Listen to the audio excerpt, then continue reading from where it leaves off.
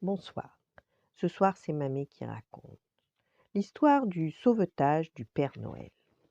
C'était le 23 décembre. Ces derniers jours, la neige était tombée abondamment sur la région et les bonhommes de neige pointaient le bout de leurs balais. Les décorations de Noël fleurissaient dans les rues du village, dans les vitrines des boutiques et derrière les fenêtres des maisons. Et les enfants se réjouissaient déjà à l'idée des cadeaux qu'ils allaient recevoir. Le Père Noël, lui, était soucieux.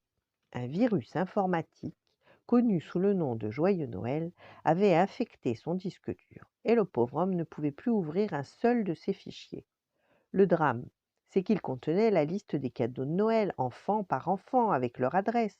Sans ces précieux documents, le Père Noël ne s'y retrouverait jamais. En effet, depuis qu'il avait acheté cet ordinateur, il ne faisait plus assez travailler sa mémoire, jadis prodigieuse. Et maintenant, il avait beau se concentrer, il ne se rappelait pas le quart de la moitié des cadeaux à distribuer. En 20 siècles, il avait eu toutes sortes d'ennuis, mais cette fois-ci, le Père Noël ne voyait aucun moyen de s'en sortir.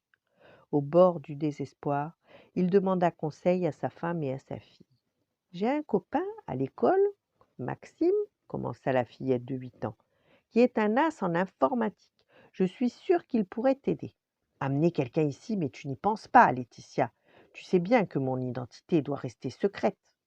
Alors, emporte ton ordinateur chez le réparateur, suggéra Ernestine, pour qu'il ait accès à mes fichiers. Impossible, voyons. La mère et la fille furent vite à court d'idées. Devant leur impuissance, le Père Noël tomba malade en l'espace d'un instant. La mère Noël n'avait jamais vu son mari dans cet état. Ni la varicelle, ni la rougeole, ni la grippe, ni aucun virus n'avait pu jusqu'ici affaiblir le Père Noël.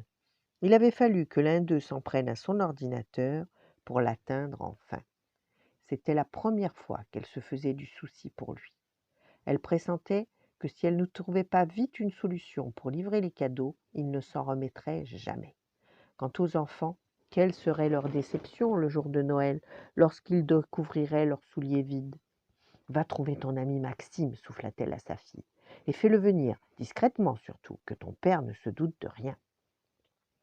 Après avoir exposé à Maxime la situation dramatique du Père Noël, Laetitia lui demanda secours. Mais son ami ne la prit guère au sérieux. Il y a au moins 2 ans que je crois plus au Père Noël, et toi tu prétends être sa fille, tu me prends vraiment pour un imbécile. Non, je te jure. De toute façon, tu seras vite fixé. Bon, allons jeter un coup d'œil à cet ordinateur. Mais gare à toi si tu me racontes des histoires. La famille Noël habitait une maison un peu à l'écart du village. Laetitia n'y avait jamais invité aucun de ses camarades. C'était interdit. Son père ne voulait pas éveiller les soupçons sur sa véritable identité. Mais qu'est-ce que tu me chantes? Tous les enfants savent que le Père Noël habite au ciel, entouré d'une cour de lutins. Ouais, enfin, ça c'était avant qu'il rencontre ma mère. Je te raconterai un autre jour. Bon, viens, suis-moi. Laetitia et Maxime prirent l'escalier, montèrent un nouvel étage. La fillette ouvrit une autre porte. Tiens, tu peux observer à ton aise tes chers lutins. Dans une vaste pièce, une vingtaine de petits bonhommes, rondouillards et hirsutes, empaquetaient, enrubanaient, étiquetaient des cadeaux en tout genre, des trains électriques, des robots, des poupées, et même des livres. D'autres lutins prenaient des paquets, les disposaient sur un monte-charge. On est juste au-dessus du garage. Les lutins sont en train de charger le traîneau. Tu ne leur as donc pas dit que ton père était souffrant? Ne parle pas de malheur. Tu imagines dans quel état ils seraient s'ils apprenaient la nouvelle? Et pour attribuer les cadeaux, et comment ils font? Ma mère leur a donné des indications. Elle a noté les quelques centaines de cadeaux dont elle se souvenait, juste de quoi les faire patienter. Mais ils n'auront bientôt plus qu'à se tourner les pouces. À ce moment-là, une petite bonne femme énergique fit irruption dans la pièce. Elle portait un manteau semblable à celui du Père Noël. Ah, tu dois être Maxime, s'écria-t-elle dès qu'elle aperçut le jeune garçon. Laetitia m'a beaucoup parlé de toi. Tu sais, tu nous sauves la vie.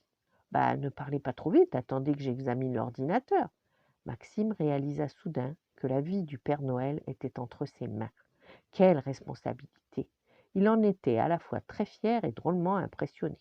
Bon, alors, au boulot, montre-moi la bécane. Maxime s'assit devant l'ordinateur du Père Noël, l'alluma. Laetitia prit place à côté de lui, confiante. Elle était sûre que son ami allait les sortir de là.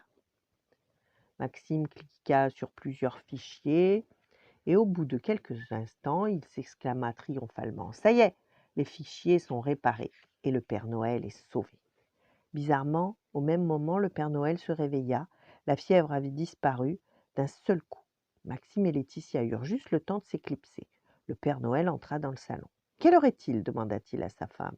14 heures. Tu dormais si bien que j'ai pas voulu te réveiller. 14 heures. Mais c'est une catastrophe avec tout ce que j'ai à faire. Et puis mes fichiers qui marchent plus. Illisible tes fichiers, mais pas du tout. Je viens d'imprimer la liste des cadeaux et nos lutins sont mis au travail. Bah curieux ça. J'aurais juré que, j'ai dû faire un mauvais rêve, mais alors quelque chose d'horrible, hein. Je savais plus quel cadeau je devais faire à quel enfant. Mais ne t'inquiète pas, va, chacun aura son cadeau, comme tous les ans. À propos, demanda la mère Noël, j'aimerais que tu réserves une belle surprise à Maxime. Le fils de l'horloger? Oui, oui, et à Laetitia, ta fille. Tu sais que je n'aime pas avantager ma famille.